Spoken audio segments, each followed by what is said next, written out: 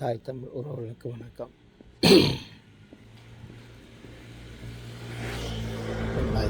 இந்த நேரத்தில் ஒரு காணொளி என்று சொன்னார்.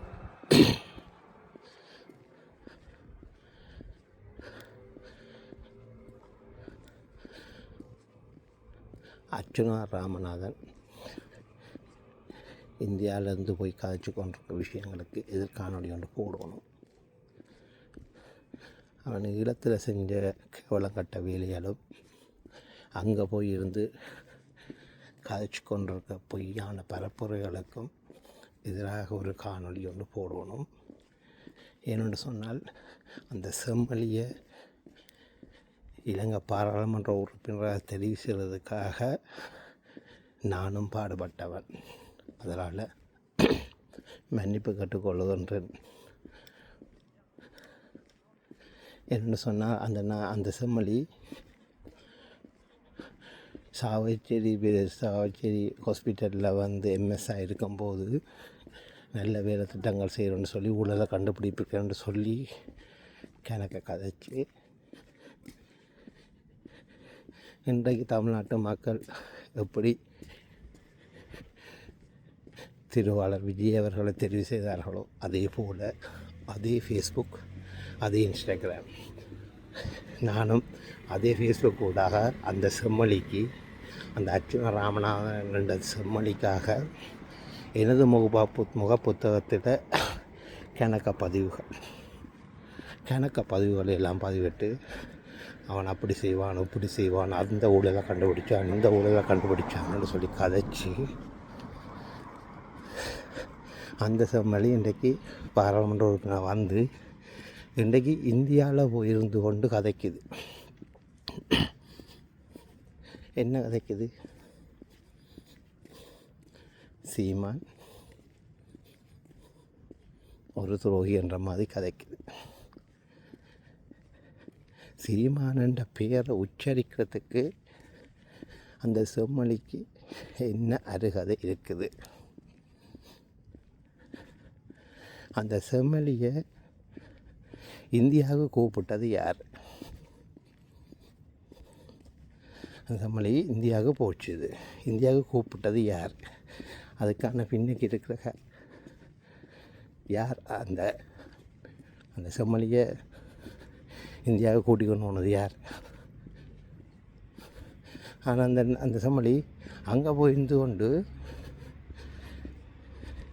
ஈழம் பற்றி ஒன்றும் கதைக்கலை, ஈழத்தில் நடந்த பற்றி ஒன்றுமே கதைக்கலை. ஆனால் அங்கே போயிருந்து கொண்டு தனியாக சீமான் எதிர்ப்பு பிரச்சாரம், எதிர்ப்பு பண்ணலான் இருக்குது, காய்ச்சி கொண்டு இருக்குது.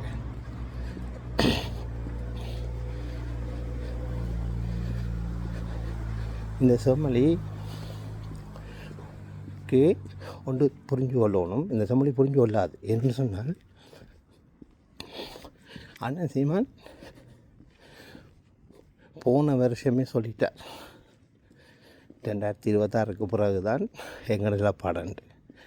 2026 பிறகு எங்கள் நிலப்பாடுன்னு சொன்ன மாதிரி அதே மாதிரி 2025 திருமாவளவன் ஒரு அறிக்கை கொண்டு விட்டார். நான் ஒரு மேதின மொழிவாக்க நிலையங்கள் நடத்த போகிறேன்னு சொல்லியும் அதுக்கான இது. ஆனால் அந்த 10க்கு 10 அறைக்கு அம்பேத்கர் நடத்தின அந்த கூட்டத்துக்கு இந்த செம்மொழியை நீங்கள் பிரதம விருந்தினராகத்தான் திருமாவளவன் அழைச்சிருக்கிறேன். வெளிப்படையாக இல்லை, உள்ளக ரீதியாக. ஏன்னா அந்த செம்மொழி அங்கே போய் இருந்து காய்ச்சி கொண்டு இருக்குது. இந்திய அரசியல் நிலப்பாட்டில் இந்த செம்மொழி திருமாவளவனா விஜய் சாரோடு சேர்ந்து ஒரு கேவலங்கட்ட நாய் மாதிரி காய்ச்சி கொண்டிருக்கான். மன்னிக்கோ, நான் என்ற நன்றி உள்ள விஷயம். அதெல்லாம் இந்த செம்மொழியான்னு சொல்கிறேன். இந்த செம்மொழி இந்தியாவுக்குள்ளே போன உடனே ஒரு காணொலி கொண்டு விட்டுச்சுது, ஒரு 30 நிமிஷம் காணொலி. அந்த காணொலியை பார்த்தா தெரியும் இந்தியாவையும் இந்திய மக்களையும் எவ்வளோ கேவலமாக காய்ச்சான்னு சொல்லி பார்த்துருக்கணும். கொஞ்சம் பேர் அதுக்கு இந்த செம்மொழிக்கு பின்னால் வாக்களத்து பண்ணின்னு வரீங்க. இந்தியாவுக்கு உள்ளே போயிட்டு தமிழ்நாட்டுக்குள்ளே போயிட்டு அந்த செம்மொழி ஒரு 30 நிமிஷம் காணொலி லைவில் விட்டு இருந்துச்சு. சொல்லிக்கொண்டு திரியுது கடை இல்லையா, சாப்பாட்டுக்கு இந்தியாவில் கடை இல்லை என்று சொன்ன ஒரு செம்மொழி இந்த செம்மொழி. இந்தியாவில் சாப்பாட்டு கடை இல்லை என்று சொன்னால் நாங்கள் வாழ்கிற நாட்டை இவங்க கூட செருப்பால் அடிச்சு அடிப்பான். அப்படி இந்தியாவில் சாப்பாடு கடைன்னா தான் திரிகிறாராம், அந்த ரோட்டில் இந்த ரோட்லேருந்து வாரம் திரிகிறாராம். சரியான டஸ்டாம், சரியான ரோட்டெல்லாம் சாலைகள் எல்லாம் சரியாக கேவலமாக இருக்குதாம், அதாம் இருக்குதாம். தான் கிரெடிட் கார்டு கொண்டு வந்தவராம், கிரெடிட் கார்டால் பே பண்ணிடாமல் இருக்குதாம் அவருக்கு. அந்த செம்மொழி இப்படிப்பட்ட கேவலமான கதையும் கதைச்சு கொண்டு தான் அட்டமனத்தியாலும் திரிகிறாராம் சாப்பாடுக்கு. இந்தியாவில் தமிழ்நாட்டில் சாப்பாட்டு கடை இல்லை என்று சொன்னால் நான் சொன்னால் கூடி என் மனுஷியில் இந்த பிள்ளைய கூட செருப்பால் அடிக்குங்கள். தடக்கி விழுந்த சாப்பாடு கடை தான் இருக்கும். இந்த நாய் பாதம் மன்னிக்கோ, இந்த செம்மொழி இப்படி சொல்லுது என்ன. அப்போ இந்த செம்மொழிக்கு இந்தியாவுக்கு என்னதுக்கு போகணுன்னு தெரியும். ஆனால் ஒரு ஏற்பாட்டில் போயிருக்குது. போயின்னா உடனே புதுசில் தான் கிரெடிட் கார்டு கொண்டு போனதாம். கிரெடிட் கார்டுக்கும் கொடுக்க இல்லாதான் தான் புலாவட்டி தான் காசு எடுத்துகிட்டு வரணுமா. கிரெடிட் கார்டுன்றது ஒரு கடன் கார்டு, அது கூட இந்த நாய்க்கு தெரியாது. நீங்கள் அது சரி விடுங்க. இப்போ இந்த செம்மொழி போயிட்டு அங்கே போயிருந்து கொண்டு இந்த கொஞ்சம் மீடியாக்கள் இருக்குது, மியா மீடியாக்கள். அந்த மியா மீடியாக்களுக்கு இப்போ ரொம்ப கட்டுப்பு என்ன தெரியுமா, அன்னசீமா மேலே. அன்னசீமான் இடக்கையால் பீச்சாங்கையால் ஹேண்டில் பண்ணிட்டேன். அப்போ அன்னசீமான் பீச்சாங்கையால் ஹேண்டில் பண்ணதால் அன்னசீமான் மேலே இருக்கிற கோபம் இருக்கல்லோ, அந்த கோபத்துக்கு இந்த செம்மொழியை கூப்பிட்டு வச்சு அன்னைக்கு எதிராக கதைக்க விடணும். அன்றைக்கி எதுக்காக கதைக்க வைக்க விஷயம் மட்டும் இல்லை, இந்த மே 18 முள்ளிவாய்க்கால் நினைவேந்தல் திசை திருப்பப்பட வேண்டும். ஏனென்றால் இந்த செம்மொழி ஒரு நொண்ணனை ஒரு சபை பண்ணுதல்லோ, அந்த சொன்னதல்லோ யோசப் விஜய் ஆகிய அவர்கிட்ட பேரை பார்க்கணுன்ட்டு தான் போனது இந்த செம்மொழி. அப்போ இந்த நேரம் ஏனென்றால் அந்த ஜோசப் விஜய் எந்த ஒரு அறிக்கையும் விட போகிறதும் இல்லை. அப்போ இந்த நேரம் பக்காலத்து வேண்டி இப்படி கதையை விட்டால் எங்களை ஈழத்துக்குள்ளேயும் புலம்பெயரில் இருக்க சமூகத்துக்குள்ளேயும் திசைப்பு விட்டுட்டு இந்த மே 18 மலங்கடிக்கிற முழு வேலை தான் இந்த நாய் செய்கிற வேலை. மன்னிக்கோ, இந்த செம்மொழி செய்கிற வேலை. அப்போ இந்த செம்மொழி செய்கிற இந்த வேலையை இயக்குறது யார்? இந்த செம்மொழி போய் 2 பேரை சந்தித்தது. ஒன்று அதிமீதாவி. யார்? அதிமீதாவி படிப்புத்துறை அமைச்சர் அதிமீதாவியை சந்தித்தது. பிறகு சந்திக்க தெரியுமா, அதுதான் ட்விஸ்டே. அதுதான் அதிமீதாவி சீட்டு, லாட்டு சீட்டு. அவரை சந்திச்சுட்டு வந்தால் அவர் ஒரு ஸ்டேட்மெண்ட் விட்டுருக்கிறார். என்னென்று சொன்னால் அவரை எங்களை டொனால்ட் ட்ரம்ப் சந்தித்த மாதிரி தான் மேதகண்டு போட்டு உயர்மட்டத்தில் இருந்து இலங்கை பாராளுமன்ற உறுப்பினரை தான் சந்தித்ததும் அவரோட கதைச்சதும் இலங்கை இந்திய சம்பந்தமான நல்லிணக்கங்கள் கதைச்சதான் மட்டும். இந்த செம்மொழியை இலங்கையிலேயே கழுவி ஊற்றுறாங்க. இது சந்தித்து இது போட்ட ஸ்டேட்மெண்ட்டை பார்த்தா என்னத்தை சொல்கிறதுன்னு என்னத்தை கரை துப்புறதுன்னும் கூடியில. அப்போ லெவலை பாருங்க, அந்த 2 பேர்ட்டையும் லெவல் எப்படி இருக்குன்ட்டு. இந்த அர்ச்சுனா ராமநாதன் அந்த செம்மொழி ஒன்று போய் அங்கே இருக்க அமைச்சர் ஒன்றை சந்தித்து லாட்ரியும் இந்த லோட்ரியும் சேர்ந்து அப்படி இதுதாங்க அதை சரி. அப்போ அதை விடும். அப்போ இந்த நாய் இன்றைக்கு நாயின்னு சொல்லக்கூடாது, என்ன நன்றி உள்ள மிருகம். அப்போ இந்த செம்மொழி இப்படியெல்லாம் காய்ச்சி அண்ணன் சீமானபடி கதைக்கு அண்ணன் சீமானை பற்றி கதைக்கிறதுக்கு முதல் இந்த செம்மலிக்கு அண்ணன் சீமான பேரை உச்சரிக்கிறதுக்கு தகுதி இருக்குதா? சீமானன்ற பெயரை உச்சரிக்கிறதுக்கு தகுதி இருக்குதா? இது நாம ராஜபக்ச இந்த வாழை பிடிச்சு கொண்டு திரிஞ்சது பிறகு இது என்னென்று சொல்கிறேன்னு சொன்னால், இப்போ உண்மையில் இப்போ சில பேர் கோவப்படுவீங்கள், நான் ஒன்றை சொல்கிறேன், இவனை கருணாவோடு ஒப்பிடக்கூடாது. ஏனென்று சொன்னால் கருணா அன்னைக்கு துரோகம் செய்தவன், மிதவுக்கு துரோகம் செஞ்சவன். ஆனால் இந்த நாய் இலங்கை ஃபுல்லாக இருக்குங்கிற ஈழத்தமிழ் எல்லாருக்கும் துரோகம் செய்யுது.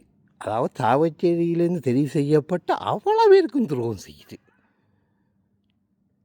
அப்போ இந்த நாயையும் அவன் ஓகே கருணா ஒரு துரோகின்னு சொன்னால் இது அதையும் விட பன்மடங்கு கூடின துரோகி உண்டு. ஆனால் கருணா ஒரு நாளும் போய் இந்தியாவில் போயிருந்து சீமானையும் எதிர்க்கவும் இல்லை, ஒன்றும் செய்யவும் இல்லை. இந்த நாய்க்கு இன்றைக்கு தேவைப்படுகிறது. இன்றைய அரசியலுக்கு என்ன செய்யணும்? நக்கி பிழைக்கணும். அதுக்கு ஒரு காரணம் என்ன தெரியுமா? இவன் ஒன்றை முடிவு பண்ணிட்டான். பாராளுமன்ற தேர்தலில் இந்த டிவிக்கே பிடிச்சு கொண்டு வருவோம். ஏன்னா எங்களோட யாழ்ப்பாணத்தில் கணக்க தற்குறிகள் இருக்குது, தன்னக்க தற்குறிகள் இருக்குது. அப்போ அந்த தற்குறிகளின் தலைவனாக தான் பெறணும். இவன் சுயேட்சையாக எலெக்ஷன் கேட்டான், சுயேட்சைதான் வந்தான், சுயேட்சைதான் சாதிச்சு வந்தான். இவன் என்ன கட்சி ஒன்றும் ஃபோன் பண்ணவும் இல்லை, கொள்ளவும் இல்லை. ஈவன் போகிற போக பார்த்தால் யாழ்ப்பாண வெற்றி கழகம் என்று உருவாக்கி அதுக்கு தலைவன் என்று சொல்லி விசையை வச்சு ஈவன் அங்கால விசைக்கு பின்னால் நிற்கிறங்கிற யாழ்ப்பாணத்து தற்குறிகள் எல்லா தற்குறிகளும் சேர்த்து கொண்டு இவன் வாரத்துக்கு ஐடியா பண்ணிட்டான். ஏனென்றால் இவன் எப்படி வந்தான்? Social media. ஏன்னா இவனுக்கு நான் வேலை செஞ்சேன் சோஷியல் மீடியாவில். இவன் பாராளுமன்ற உறுப்பினராக பெறணும்னு சொல்லி நான் சோஷியல் மீடியாவில் இவனுக்காக வேலை செஞ்சேன். இவன் ஏன்டா அந்த நேரம் இவன் செஞ்ச அந்த விளங்காது தானே.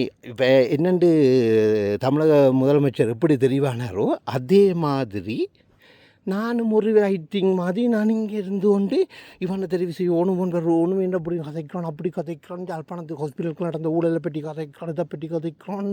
அங்கால எதிர்ப்பு மஹிந்தராக்கள் ரணிலாக்கள் அங்கால சஜித் அங்கே அப்படி பிரச்சனை அங்கால இருக்குது, அப்போ இப்போ இப்படி தெரிவித்து ஆகணும் கொண்டு வரணும்னு சொல்லி நல்லா கதை. அதை நம்பி நானும் அவனுக்காக வேலை செஞ்சேன். எனது முக புத்தகத்தில் போனால் இருக்கும். இப்போவும் அவனுக்காக இந்த விளக்கட்டவனுக்காக நானும் வாக்காளரை சேகரித்தேன். இவனுக்கு வாக்கு சேகரித்து எந்த நண்பர்களையும் நான் இழந்தேன். இன்றைக்கு எப்படி நாம் தமிழர் கட்சிக்கு நாம் தமிழர்களுக்கும் டிவிக்குள்ளேயும் உறவினராக இருந்தங்கிற சௌரங்கள் எல்லோரும் டிவிக்கு என்ற கட்சி உறவுகளை பிரித்து கொண்டதோ அதே மாதிரி நானும் ஆளாக்கப்பட்டேன். அங்கே என்ன நடந்ததோ அதே மாதிரி தமிழ்நாட்டில் நடந்துட்டு. இப்போ இவன் கேம் என்னென்று சொன்னால் அந்த சோஷியல் மீடியாவை வச்சு டொனால்ட் ட்ரம்ப் எப்படி வந்ததோ அதே மாதிரி தான் அனுரா எப்படி வந்ததோ அதே மாதிரி அந்த சோஷியல் மீடியாவில் இருக்கிற அந்த தாக்கத்தை வச்சு தான் பெறும். அப்போ இவனுக்கு தெரியும் இனி தான் ஊருக்குள்ளே போய் எதுவும் கேட்டு ஒரு யோசனம் இல்லை, எவனும் ஓட் பண்ண போகிறதும் இல்லை, ஒன்றும் இல்லை. அப்போ என்ன இந்த ஜென்சிக்கு அவங்கள வச்சு செய்யலாமென்றால் திருவாளர் விஜயை ஆதரித்தால் டிவிக்கு ஆதரித்தால் இந்த யாழ்ப்பாணத்துக்குள்ள தனக்கு ஓட் பெறும். அந்த நாய்க்கு இன்னொரு நல்ல ஒரு மைண்ட் புத்தி இருக்குது. என்னென்னு சொன்னால் யாழ்ப்பாணத்தில் இலங்கையில் வீதாசாரம். இப்போ வீதாசாரம்ன்றது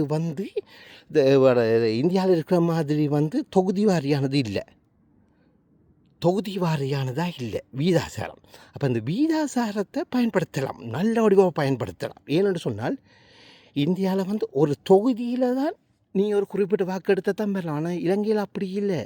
வடமாநிலத்தில் வடக்கில் இருக்க அவ்வளோத்துலேயுமே சேர்த்து தான் எடுக்குது வாக்கு. அங்கே வந்து ஒரு 20,000 எடுத்தால் எம்பி ஆகலாம். அப்போங்க 10 பேரும் இருக்குது. இப்போ இங்கே இருக்க மாதிரி ஒவ்வொரு தொகுதியாக எல்லாம் பிரித்து பார்க்குறது. அப்போ அதை வந்து இந்த மண்டை வந்து நல்லா பயன்படுத்தி தான் வேலையை நகர்த்தி கொண்டு போகிறான். ஓகே, நான் கணக்க 15 நிமிஷம் இந்த காணொலியை பதிவிட்டுட்டேன். இதோட இன்னொரு விஷயம் சொல்லிகிட்ருக்கேன். எனது அன்பான ஒரு மனசில் சரியான உறுத்தலான ஒரு விஷயத்தை சொல்கிறேன். சீமானாவுக்கும் நாம் தமிழர் கட்சி பிள்ளைகளுக்கும் உறவுகளுக்கும் என் ரத்த உறவுகளுக்கும் மன்னிப்பு கேட்டுக்கொள்கிறேன். நான் ஈழத்தில் பிறந்தவன், ஈழத்திலிருந்து வளர்ந்து புலம்பெயர்ந்து ஏழையாக வந்து நான் ஒரு நாட்டில் வாழ்கிறேன். இந்த அர்ச்சுனா ராமநாயக்கன் என்ற ஒரு தண்ட கதைகளால் வந்து எனது சகோதரங்கள், எனது அண்ணா எல்லாருக்கும் கதைச்ச கதைகளால் ஏற்பட்டிருக்கின்ற அந்த வலிகள் வடுவலுக்கு மனமார்ந்தமான ஒரு ஈழத்தமிழனாகவும் அண்ணன் சீமானை நேசிக்கிற ஒருதனாகவும் நாம் தமிழர் கட்சியை பின்பற்ற ஒருதனாகவும் மேதோகோய் தலைவனாக ஏற்றுக்கொண்டவனாகவும் சிறந்தாழ்ந்த மன்னிப்பை கேட்டுக்கொள்கிறேன்னா, சீமானா நீங்கள் வீரியமாக எழுந்து போகணும். நீங்கள் இன்றைக்கு தான் உங்களோட காணொலி படத்தை பார்த்துட்டுட்டேன். இன்று தான் எங்களது கட்சியின் முதலாவது ஆண்டு, முதல் நாள். இன்னும் 5 வருஷம். ஒருத்தன் கட்சியை தொடங்கி 2 வருஷத்தில் ஆட்சியை பிடிச்சா, நாங்கள் கட்சியை தொடங்கி இன்றைக்கு தான் தொடங்குகிறோம். அடுத்த 5 வருஷத்துக்குள்ள பாராளுமன்றம் பெறுகிறது. 2 வருஷத்தில் அதையும் 40 தக்க வைப்போம். அதுக்கு அடுத்த 3 வருஷத்தால் வர சட்டசபை 234 எங்கள் வசமாக்குவோம். நாம் தமிழர், நாமே தமிழர். மேதகுவே பிரபாகரன் வாழ்க, தமிழ்த்தாய் வாழ்க. அண்ணன் சீமான் முழு ஆரோக்கியம் பெற்று எங்களை வழிநடத்தட்டும். நன்றி, வணக்கம். தமிழ்த்தாய் வாழ்க, பிரபாகரன் வாழ்க.